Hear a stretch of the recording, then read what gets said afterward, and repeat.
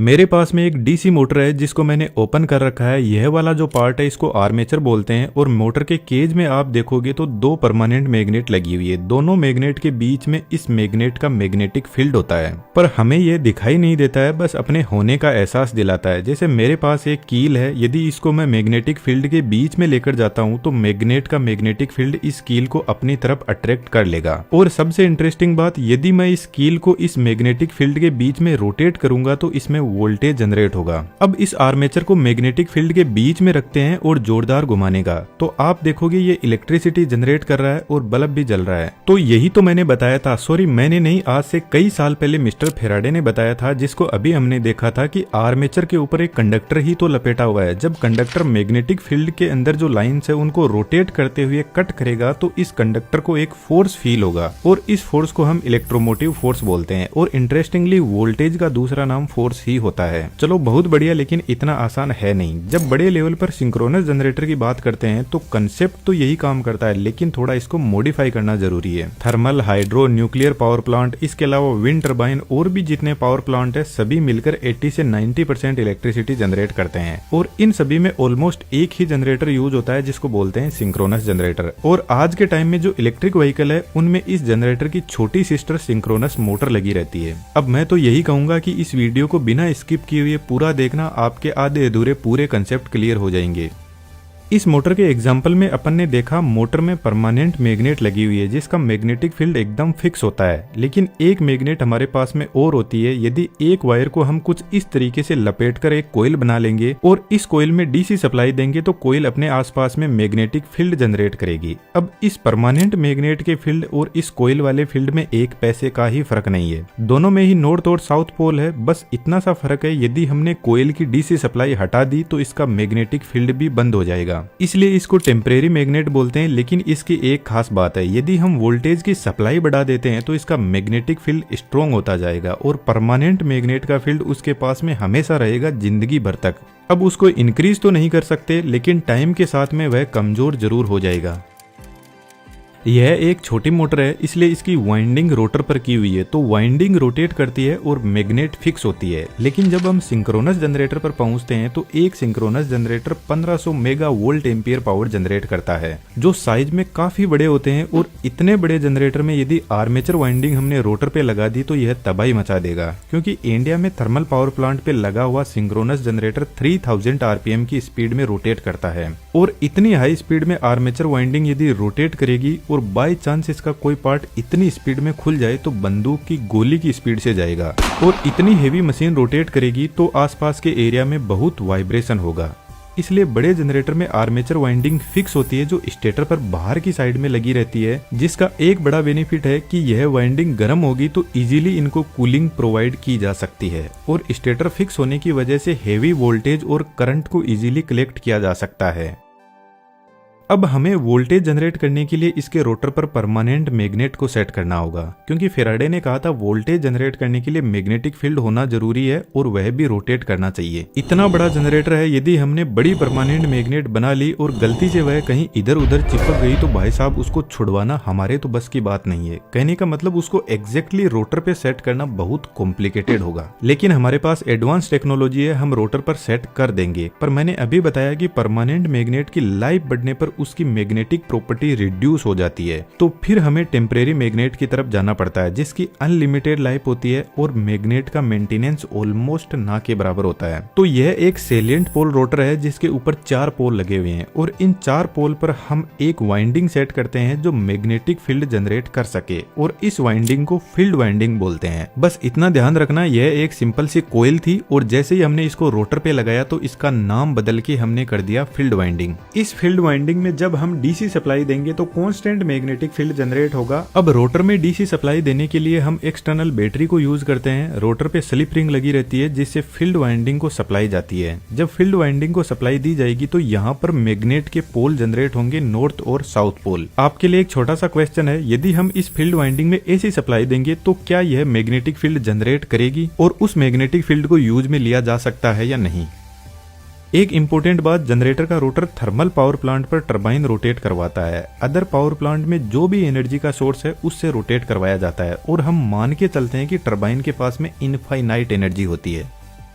तो easy understanding के लिए हम स्टेटर पे एक वाइंडिंग रखते हैं जो सिंपल सी एक कोयल है बस, और रोटर को रोटेट करवाते हैं। जब फील्ड लाइन स्टेटर वाइंडिंग को कट करेगी तो स्टेटर वाइंडिंग में इलेक्ट्रोमोटिव फोर्स यानी ईएमएफ जनरेट होगा, यानी वोल्टेज जनरेट होगा।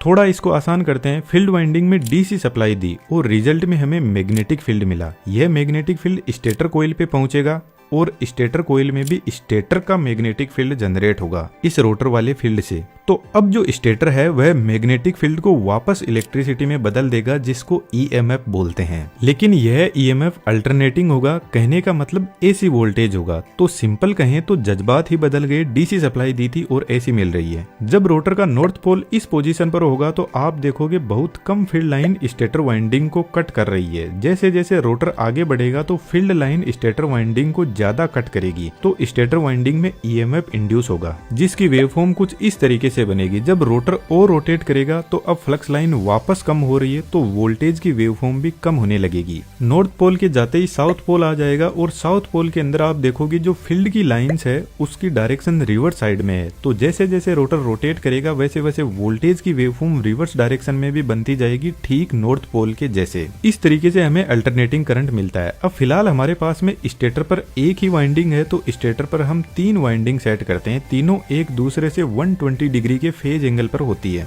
और जब इन तीनों वाइंडिंग के अंदर रोटर रोटेट करेगा तो हमें 3 फेज सप्लाई मिलती है। सिंक्रोनस जनरेटर की स्टेटर वाइंडिंग स्टार कनेक्शन में कनेक्टेड रहती है जहां तीनों वाइंडिंग के एक एक वायर से 3 फेज निकलेंगे RYB।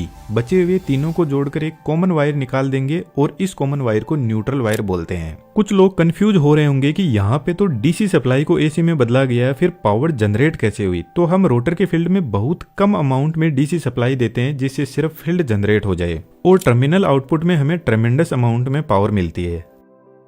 लेकिन दोस्तों इलेक्ट्रिसिटी जनरेट करना इतना आसान काम नहीं है। यदि आपके दिमाग में कुछ हलचल हुई हो तो टरबाइन से हमें मैकेनिकल एनर्जी मिलती है और जब रोटर का फील्ड स्टेटर वाइंडिंग को कट करेगा तो स्टेटर वाइंडिंग में इलेक्ट्रोमैग्नेटिक टॉर्क जनरेट होगा और यह टॉर्क टरबाइन वाले मैकेनिकल टॉर्क को ओपोज करेगा। कहने का मतलब यह टॉर्क टरबाइन के टॉर्क के खिलाफ होता है। यह नहीं चाहता कि टरबाइन इसे रोटेट करवाए और इसी ओपोजिशन से मैकेनिकल एनर्जी इलेक्ट्रिसिटी में बदलती है। जिस तरीके से फ्रिक्शन हमारे आगे बढ़ाने को ओपोज करता है जिससे हम चल पाते हैं, ठीक वैसा ही यहाँ पे है। तो इस नेचर को सही से चलने के लिए ओपोजिशन बहुत ज्यादा जरूरी है। जहाँ पर ओपोजिशन होगा वह सिस्टम बहुत ही शानदार चलेगा। लेकिन कुछ लोग शायद आपको पता होंगे कि आजकल उनको ओपोजिशन पसंद नहीं है। लेकिन दोस्तों नेचर का रूल है, जब नेचर की सपाट पड़ेगी तो लाइन में आना ही पड़ेगा। अब इस रोटर की एक प्रॉब्लम भी है, जब रोटर हाई स्पीड में रोटेट करेगा तो मैकेनिकली अनबैलेंस हो जाएगा, क्योंकि आप देखोगे एक पोल से दूसरे पोल के बीच में बहुत ज्यादा गैप है जिसको एयर गैप बोलते हैं। और यदि स्पीड में रोटेट किया तो पूरे जनरेटर के अस्थि पंजर बिखर जाएंगे। तो सेलिएंट पोल रोटर की एक लिमिट होती है, ये स्पीड में रोटेट नहीं कर सकता। तो salient pole synchronous generator hydro power plant या विंड टरबाइन में लगे रहते हैं जहां पर जनरेटर की स्पीड कम होती है। लेकिन थर्मल पावर प्लांट पर टरबाइन जनरेटर को 3000 आरपीएम की स्पीड पर रोटेट करवाता है। तो सिंक्रोनस जनरेटर में एक दूसरा रोटर लगाया जाता है जिसका नाम है cylindrical pole rotor.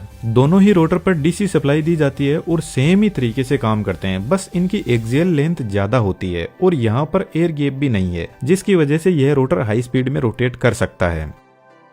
Synchronous generator का एक और बेनिफिट होता है, हम फील्ड वाइंडिंग में वोल्टेज बढ़ाते हैं तो ज्यादा मैग्नेटिक फील्ड जनरेट होगा और जनरेटर आउटपुट में ज्यादा ईएमएफ जनरेट करेगा। तो जब जनरेटर पे लोड कम या ज्यादा होता है तो हम फील्ड वाइंडिंग के वोल्टेज से जनरेटर के आउटपुट को कंट्रोल कर सकते हैं।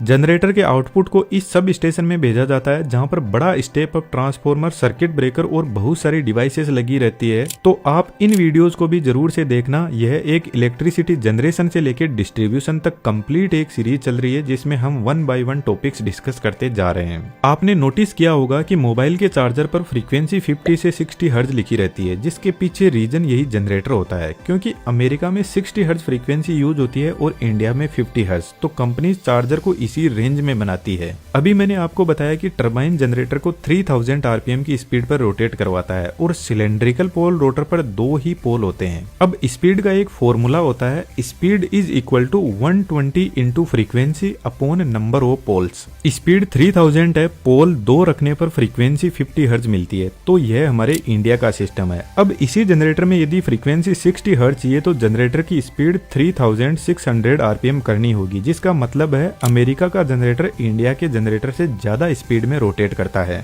लेकिन सेलिएंट पोल रोटर में 4 पोल लगे हुए हैं और हम चाहे तो नंबर ऑफ पोल्स को बढ़ा भी सकते हैं। फॉर एग्जांपल 16 कर देते हैं। फ्रीक्वेंसी 50 हर्ट्ज फिक्स है तो स्पीड मिलेगी 375 आरपीएम। तो जहां पर कम स्पीड होती है वहां पर इस रोटर को काम में लिया जाता है। इस जनरेटर में बाहर से भी डीसी सप्लाई दी जा सकती है और रोटर की शाफ्ट पे एक छोटी डीसी मोटर का मैकेनिज्म बनाकर कम्यूटेटर से डीसी सप्लाई को फील्ड में दिया जा सकता है। अब सिंक्रोनस मोटर भी ऐसे ही काम करती है, लेकिन उसमें रोटर के साथ में 3 फेज सप्लाई स्टेटर में भी दी जाती है, इसलिए सिंक्रोनस मोटर को डबली एक्साइटेड मशीन बोला जाता है। स्टेटर पर दी हुई 3 फेज सप्लाई से स्टेटर पर मैग्नेटिक फील्ड लाइन जनरेट होगी, जिनको फ्लक्स लाइन भी बोलते हैं, और रोटर पर भी मैग्नेटिक फील्ड लाइन जनरेट होगी डीसी सप्लाई से। और अब स्टेटर और रोटर की मैग्नेटिक फील्ड लाइन एक दूसरे के साथ में लॉक हो जाएगी और अब रोटर स्टेटर की मैग्नेटिक फील्ड लाइन के साथ साथ में रोटेट करेगा। कहने का मतलब स्टेटर और रोटर की मैग्नेटिक फील्ड लाइन एक दूसरे के साथ में सिंक्रोनाइज हो जाएगी, इसीलिए इस मशीन को सिंक्रोनस मशीन बोला जाता है। तो गाड़ियों में दी गई डीसी सप्लाई से फील्ड को कम ज्यादा करके गाड़ी की पावर को बढ़ा सकते हैं और फ्रीक्वेंसी को कम ज्यादा करके गाड़ी की स्पीड को बढ़ा सकते हैं। और जब हम गाड़ी में ब्रेक लगाते हैं तो इस मोटर को अब की बार टायर से पावर मिलेगी ठीक टरबाइन की तरह। तो यह जनरेटर का काम करेगी क्योंकि फील्ड वाइंडिंग के लिए सप्लाई गाड़ी की बैटरी से मिल जाएगी और रोटर को तो गाड़ी के टायर रोटेट करवा ही रहे हैं। तो मेरे ख्याल से आपको बहुत कुछ समझ आया होगा। यदि कोई डाउट है तो कमेंट बॉक्स में जरूर से लिखना, और एनिमेशन ऐसा सीखना चाहते हो तो डिटेल्स डिस्क्रिप्शन में अवेलेबल है, ज्वाइन कर सकते हो। Thank you.